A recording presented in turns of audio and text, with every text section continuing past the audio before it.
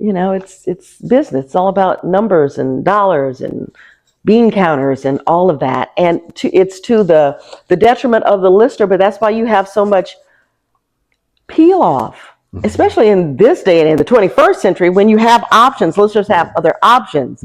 You have Spotify and you have XM radio, and now for the young people, they have their mobile devices that they carry so they can pick and play and choose their own playlists and make their own music wherever they go and not be bombarded by so many commercials. Now, true, commercials, I understand ads make the industry go round. But I think that is the bigger turnoff for a lot of young people that don't listen to traditional terrestrial radio.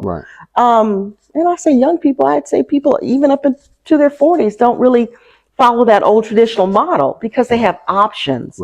And also they have been turned off so much by just the incredible bombardment of commercials to the point of ad nauseum, to the point where listener fatigue. They're just fatigued by commercial after commercial after commercial. You get a 7-minute break. And you're bombarded with 14, 15 units of information within that break. Different commercials of 60 second, 30 second, 10, a 3-second blink, just ridiculous amount of information, and it takes away from the listening experience. And people are tuning into a music format to hear the music. They're tuning into a talk format to hear the talk and the conversation. And I understand you need to take a break, commercial break, but to have such long breaks and then so much information being thrown at a listener, it kind of, like I said, it affects the listening experience. And so listeners, when they see they have options to go elsewhere, they're going to take them because we're all human. And for my granddaughter who is 13 to somebody I talked that was 22, it's Spotify. They make their own playlist. I'm like, and she's playing Wham. I'm like, how do you know Wham?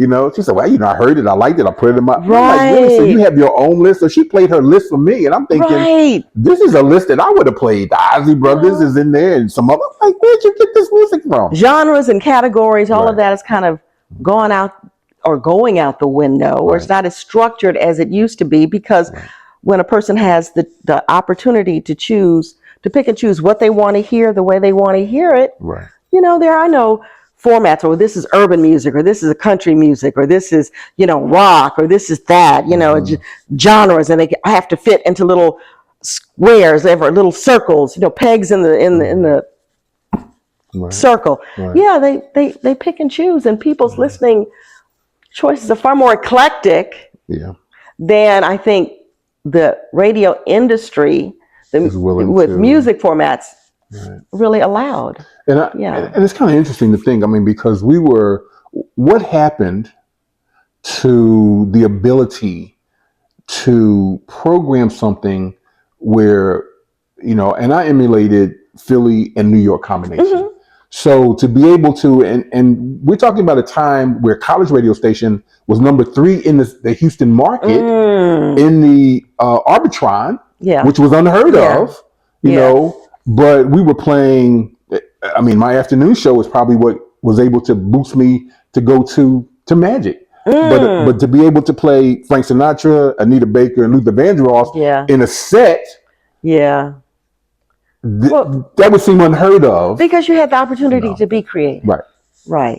And that was your creative content. That was your creativity flowing through. And clearly people liked it and enjoyed it. The numbers here. And that was across the board. It just wasn't me. That was across the board at KTSU, where those sounds, the way people put their feelings together with the music, it flowed, and they appreciated that in order for us to even, because we were one of the, other than Howard, I think at that time, we were the only ones to ever be rated by Arbitron as a college the rating system at that time. The radio system at that time. So, those are important things I wanted to touch on. Now, you're teaching, and the other thing I thought about and that I wanted to mention is, because of the time that radio people are on the air, it used to be 4 hours, and at the end of 4 hours, you have given everything that you could give into your show, you're going to be tired. Actually, it really kind of depended on the station, the format. Because when I started off in commercial radio, I was doing overnight, 6-hour shifts, midnight to 6. So it really just kind of depended on the station, the format. Some stations in some markets only did 3-hour shifts, like midday, 9 to noon, or those kinds of shifts. I think the standard was kind of 4 hours. Yeah. In particular day parts, mornings, middays, afternoons. Right. Sometimes you had 6 to 10, then you'd have 10 to 2. Right. Yeah, but it really depended on the station. So I think I was 10 to 2 particular. with the Quiet Storm. But I think, and the reason I asked that is this: if you've taken away hours from someone else, how do you allow new personalities to come in? Because it doesn't leave a lot of room for people to come in to do these small shifts or to take over. Or if you have really specific people, your morning show, your afternoon show, people now doing 5 or 6 days a week, where it used to be weekend personalities. Yeah. Again, the corporatization of radio. With the corporatization of radio, they've kind of come in and standardized how things operate to make it kind of a one size fits all operation across all of the stations, all their markets. If a particular station owns multiple sticks in a market, so you standardized it to basically 5-hour shifts. With automation, you don't really have to have physical bodies in place. You can automate it. People can voice track. So you may hear people on 6 days a week. That doesn't mean they're physically there in the building like we used to have to be there. Everything is voice tracked. Until I got to Savannah, we were able to do that. And I'd be riding back up out of Savannah towards Atlanta, listening to yourself, listening to myself, and then we had the 300-something jukebox. And I remember the representative from Radio One came down to see, because at that time it was a Cadillac. It was considered a Cadillac type system, where it was able to be done, and it was like, okay, I mean that's pretty cool. You wanted people on the air, but got a budget. But you know what though? Let me tell you, to be able to voice track and then hear yourself. When you're out and about on a Saturday, hear yourself communicating How do you sound? To the audience, the way other people perceive you, puts you in check real quick. Let me tell you, it helps you realize, this is how people hear it. This is how they, and it helps you it actually makes you a better jock, because then you can, you know what you're doing out there, and you remember the experience that and you get people that hear you. Become a more effective communicator. I can appreciate voice tracking, but as far as opportunities for others coming into the industry, it totally takes away, somebody getting their foot in the door, working a weekend shift or an overnight shift. So that's usually where us young people, because we were the young ones back in the day, trying to get our foot in the door. That's where we had an opportunity to grow and to learn and make those mistakes and be taught, be critiqued by our program directors. Okay, this is what you want to say. This is how you want to get better. Listen to others, the more skilled jocks that were on in the morning or the middays or the afternoons, to learn techniques. And you had your skimmer. Because you skimmed, they took it home. Checks, but between the time you left the station and the time you got home, you're like, okay, I heard all the breaks. Or sometimes you can let it run, and you get, it's like, okay, man, have a good day. Maybe I'll let the whole thing run. And you have tapes. I have cassette tapes out in the garage. Cassette tapes, what are those? See, historical stuff. But a lot of skimming, to know what you sound like. So the voice track was really good, and I just hate to see young people with talent that don't really get the opportunity to perform, who love the industry, who love it like we did, don't get a chance to come on and do the weekend show, or let that personality. Well, again, it depends on that individual person's drive, and they have to kind of, I don't want to say get in where they're fit in. That's not what I'm trying to say. You have to look at the opportunities that are available today, in this time period today, to make a mark for yourself. You don't have the same gatekeepers. The gatekeeping is different. Yeah, So it is. technically you have different ways to get out there. Young people can do podcasts. They can do a lot of different things to be a creative. You can create your own internet radio station, or you can go and find companies that have internet stations like a KTSU that has the vibe and that has the general manager now there, Marcus Memphis. I know him as Memphis, Right. Marcus Sullivan, who can provide opportunities for a young person to get in and grow. You have to, I mean, still those ways are there. You just have to kind of seek them out and find alternate ways to get in the door. Right. Yeah. Which is Yeah. good, and that I'm glad Yeah. And because so- as a teacher, that's Yeah. what you're telling your students. Right. Okay. So for young people that they still have that opportunity there at KTSU to get in, to express their creativity by getting to know who is the program director, who's the person in charge, who are the people in charge, reaching out to them, emailing them, sending them some kind of content that you've done to let them know, hey, can you critique it? Just listen to what I've laid down and give me, and I'd love to, I'd love to volunteer. Right. Yeah. So for the Houston market, I can say that opportunity is there at that station. Right.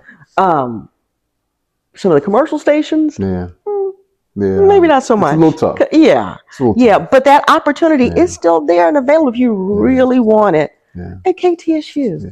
Yeah. I'm glad to hear that Things have shifted, but they're still but they're kind of still, there. you have to just work a little harder. Yeah. And be a little more creative. Think out the box a little bit. Exactly. Okay, that's good to know, because when you like creativity, when you want people to come into the industry, because new people add new things, new ideas, creativity.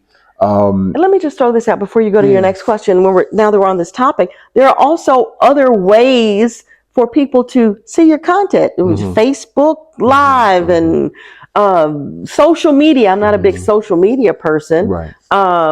Just last night, my daughter was on a long extended conversation with people on Twitter. I didn't even know that was possible. But so there are ways to get your content out, get you out there to the public to kind of create some kind of content, TikTok. We can go down the line and and then be able to congregate that information and send it to that program director at that particular station and say, this is some of the things that I've been doing. Would you I have interest in what you're doing, working in your space, being in that environment. Could you at least critique some of this stuff for me so that I can get better? So that when I have to put my air check and my application and send it off to corporate, whatever company that corporate may be, it'll hopefully filter back down to you, or you will be able to know that I have applied for this board op position. I just want an opportunity to get in.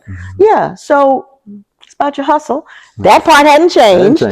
It's about using the tools that are available to you and the resources that are available to you today in a non-traditional form to go after what you want. Which is pretty cool. I appreciate that, because I know it's not easy. I've been in some of your classes. Look at what we're doing here today. And you know what? We would have never been doing this back. We would not have been doing this. Who would have ever thunk it? No. But then I don't think, people say, well, do you miss the radio? Yes, absolutely. I do miss.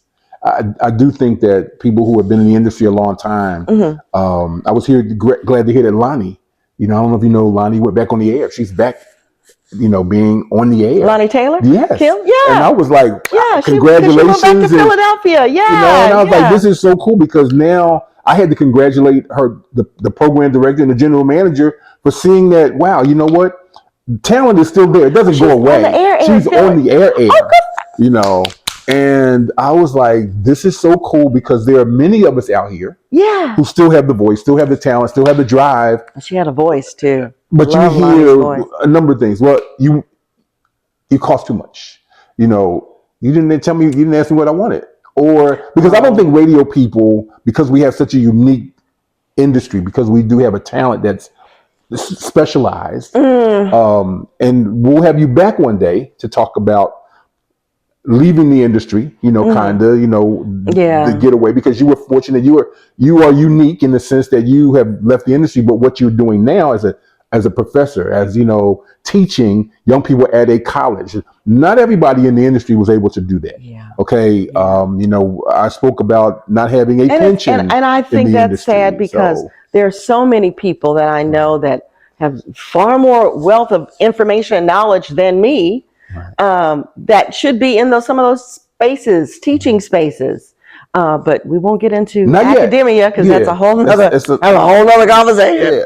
But But yes, there the are a knowledge. lot of people in the Yeah. industry that would love to be able to come and teach and Right. work with young people to pass that knowledge, white, black, blue, green, and purple, Right. and It pass does that across the knowledge board. on across the Right. board. They would love to Right. be able to At a lot of to stations. give back, or just come in into teaching Right. environments and be able Right. to pass the knowledge Right. on, because that's the whole Right. thing. It's about Yeah. passing the knowledge Yeah. on. Or even radio Yeah. stations around the country who could use help in a sense. I got an experienced person who's been in the business a long time. I'm trying to get my station from where it is now to number one in the market. What little things? What little things? And what are you doing with your listeners, or in the community, or with your business people? That would help to bring in, because it's about bringing in a dollar. Whether Yeah. you're a major corporation or a small market station, it's the money that drives the station. You got to pay the bills. You got to pay your Right. people That's on the true. air. That's true. So I never think, and in my mind, radio people don't walk away from radio. Okay. Radio kind of walks away from It walks us. away from exactly. I know we mentioned the other day talking about someone who had been in the market for 27 years here. Now that whole show is gone.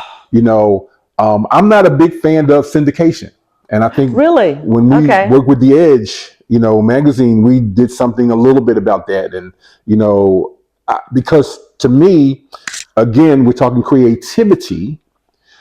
Why do you have to have, if you're in a market, that you have to bring in someone syndicated because you don't have the imagination, the creativity to put a morning team together that's local, that can go out on the corner, That or can show that can up touch at people in the community every far better day? than Yeah. a syndicated program who, And how yeah, many people? you hear it, but you don't get the chance to see, touch, feel, interact with those people that you hear. And it's Yeah. people But that that's a taking bit. jobs away. Oh, Business, absolutely. Those are business decisions. Yeah. you don't have to pay insurance.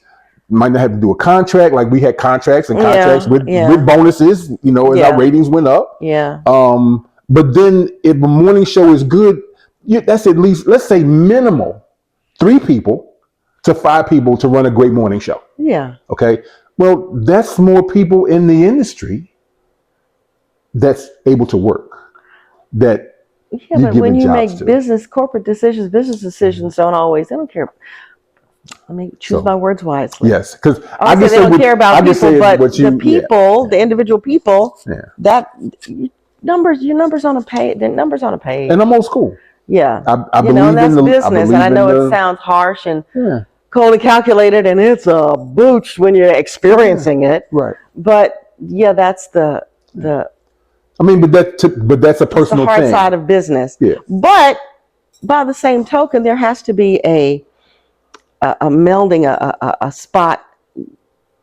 Yeah, there should be more compassion in business. Everything shouldn't just be cold hard numbers, because it does have a detrimental effect. And you're starting to see that detrimental effect on the industry as a whole. Most of these stations, most of these companies, they're over leveraged. They paid way too much money for these stations back when they did. And now, they're not, they're no longer continuing to reap the financial gains and rewards. That's why you've seen a lot of broadcast companies have to file BK and reorganize and restructure. I mean, Mitch and I talked about in the Edge. We did the article about that would be radio. Mitch Faulkner, my partner, who we were going to do this together before he died. Before he passed on. Yeah. The good thing is that his family said, "Well, you need to continue. Let's do this. Keep what y'all were going to do." But then the thought about the thought about maybe trying to make sure that, okay, so what we were doing, we did an article on radio without commercials. That was when we were finding out just the beginning of the XM stations were becoming available from the FCC for $1,000. Wow. Back then, you could buy them for $1,000. Wow. And when we put that article out, people said, "You're crazy." There will never be radio without commercials. And now, Yeah, you got to pay for it, but yeah, that's exactly but it what, is. satellite XM. There was Sirius, there was XM, there's what did people pay the service? Spotify, YouTube Premium, all of those It's places where all you there can now. get your music. Right. A warning. Right. So it was a warning. I mean, we did articles about personality radio. Well, the personality radio has come back, but you lost the people, a lot of them, to be personal too, because you've lost them to these streaming, exercises. So we're going to take an in-depth look at some point to try to figure out how to, bring listeners back. What do you have to do? What are you missing? And it's a tough look at the industry, but we're not going to lay off. You know what? We did this magazine because of the historians. We did this magazine because of the Sydney the Millers. Sydney Miller's Black Radio exclusive magazine, which was Jack the Rapper. Yeah, Jack the Rapper, right? The Urban. I mean, these are all things. This is history because it was geared towards what good is Black radio for Black people. And we don't want to lose that. Now we know that across the board. I mean, I still look at Jimmy Olsen, who I keep in touch with, who has stayed in the market, so it's across the board where it comes because it's still the industry. A lot of things I have a problem with in the industry, and we've had conversations off the air where Val said, well, they're thinking about, but we're going to touch on some of those things. We're going to touch on why is there no union. We're going to touch on why radio people don't have pensions. Every other industry in the entertainment business has a pension. If you're an actor and you're in the Actors Guild and you still can't act, and if you work for a little while, you get money. But radio people, I've seen too many of them leave the air and have a hard time, have to do other things, which to me is especially urban radio. Yeah, urban radio history is hard to find. Thankfully, Dr. J. Thomas Smith has written this book, Black Radio. Yes, but as far as the historical nature of urban radio, there is a dearth of written information that can be used in academia to pass the stories along. And if we don't learn to pass our history along, it gets lost in the mix. And I don't want that to happen. I don't want that to happen either. A lot of people don't know about the mentors, the ones who we can go down the list. It's a lot of them. And it's not just the ones that he wrote about in his book. I was reading the ones that he wrote about in his book, and it was a long list. And back from the 26. And I'm thinking, wow, this is crucial where it comes. But then there's some that we don't know about in those small markets who did things and are still doing things. I know Indiana University has an archive that they've started of urban radio information and people, but I would love to see more information added to that archive just to kind of keep the stories going. And for those of you that like that kind of stuff, because our history, urban radio history, is not documented as effectively as it should be. That's true. Yeah.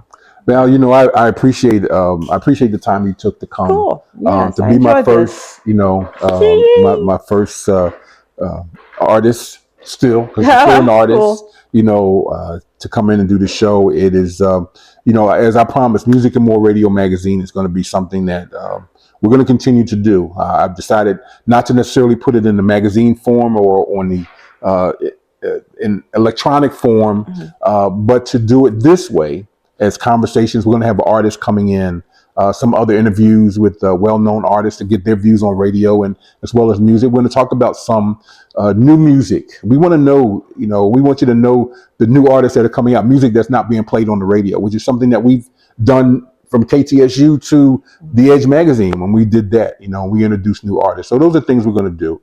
Touching on the historically Black colleges. I've got one in mind who did something recently and merged with major media, and I was like, oh my goodness. So I've got to get this gentleman on the air to talk about what he's doing and how he was able to do that, which is Ernest Walker. So I'm calling by name. I'm going to try to get him on the air. And it would not make sense for me not to do the station that helped me, which is Texas Southern University's KTSU 90.9 FM, and The Vibe, which is powered by KTSU. They're doing good things with students, and we want to make sure that we continue that. So, newly, congratulations again to cool. Texas Radio Hall of Fame. Thank you. You know, and the achievements. All them nights I was working midnight to 6. Okay. 7 days a week. It pays Several off. years I worked 7 days a week. Okay. Yeah. 2 or 3 stations. When you could do that back in the day. Yeah. I mean, it's come full circle. Yeah. So and it's deserving. You know, it's deserving. And so, the main thing is having the desire to want to pass the information on and to give back. Because the unique thing about urban radio is our stories need to be told. Right. Our history needs to be documented Right. so that young people will know how fruitful urban radio and our contribution has been to the existence of broadcasting and radio as a whole. Right. Yeah. And to the community. Absolutely. And to the community. And to the communities that it touches. Yeah. So thank you very, very much. You're quite welcome. I appreciate it. Love you as always. You know that. She's family, so it's a different type all thing. Good. Yeah. So this is our format. This is what we're going to do. We're going to have conversations, and it's not going to be interviews. And this is new radio, and it's not radio. I don't know what to call it. It's a show. It's a magazine. It's creative content for the 21st century. Yeah, it is. Thank you so much. I appreciate you. Cool. All right. Love you. Hey, till next time. Love someone. Remember, as I used to say, if you're driving out there, drive to stay alive. The life you save may be that of someone close to the guy with the goods. And in other words, take care of yourself. Be safe. I love you. See you next time. Peace.